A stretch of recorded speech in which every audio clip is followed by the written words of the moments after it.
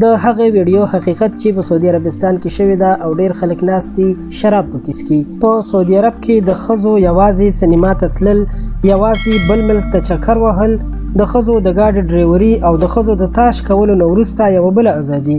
په سعودي عرب کې اوس 14% الکول لرونکي شراب حلال دي. دا خبر څومره حقیقت لري او په کوم ځای کې شرابخانه جوړه شوې ده؟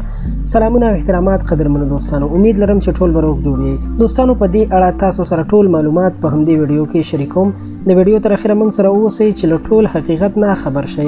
قدرمنو دوستانو، تاسو ته به معلومه وي چې د محمد بن سلمان د ولیعهد جوړېدو نه وروسته په سعودي عربستان کې ښځو ته مختلف قسم ازادیانې ورکول کیږي چې په دې کې ښځو ته د ډریورۍ لایسنس، یعنی هغوی به اوس ډریوري هم کولی شي، او ښځې که چېرته بهر ملک ته سفر کوي نو د محرم نه بغیر تللی شي. همدغسې ښځې سړو سره په مختلفو دفترونو کې هم کارونه کولی شي او ورسره په نږدې ورځو کې د تاش پتو لپاره هم یو ټورنمنټ جوړیږي چې په هغې کې به ښځې ګډون کولی شي. همدغسې ښځو ته سینما ته د تلو اجازه هم ورکړل شوې ده.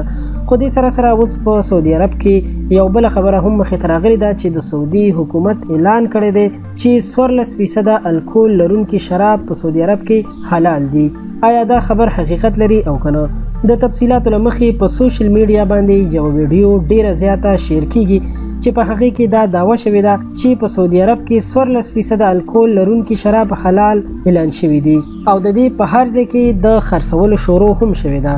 د سعودي عربستان غوندې په اسلامي ملک کې شراب سریام خرڅولو باندې د ټولې نړۍ مسلمانانو ډیر زیات د خفګان اظهار کړی دی، خو بیا هم د سعودي چارواکو په دې اړه باندې نه څه داسې اعلان کړی او نه بیان جاری کړی دی.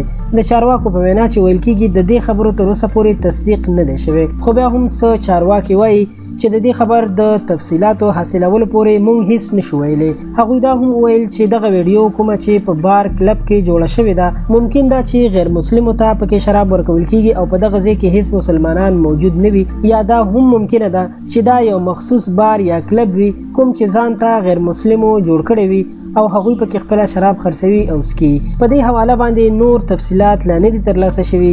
د یادولو وړ ده چې په سعودي عربستان کې د دې نه مخکې هم دا خبرې څو ځله شوي چې دولت یعنی حکومت اعلان کړی دی چې شراب حلال دي، خو خلکو تل دا توقع ساتلې ده چې د سعودي عربستان غوندې اسلامي ملک او حکومت به هیڅکله د اجازه ورنکړي چې په سعودي عربستان کې شراب کلیام او سریام خرڅ شي او شرابخانې دې جوړې شي. قدرمنو دوستانو، دا خبر تر همدې ځایه مهرباني وکړئ ویډیو در سره لایک کړئ او که غواړئ چې د نړۍ او د سیمو له حالاتو مو خبر وساتو نو مهرباني وکړئ زموږ چینل در سره خامخا سبسکرایب کړئ چې زموږ د هرې نوې راتلونکې ویډیو خبر تاسو ته درکړل شي.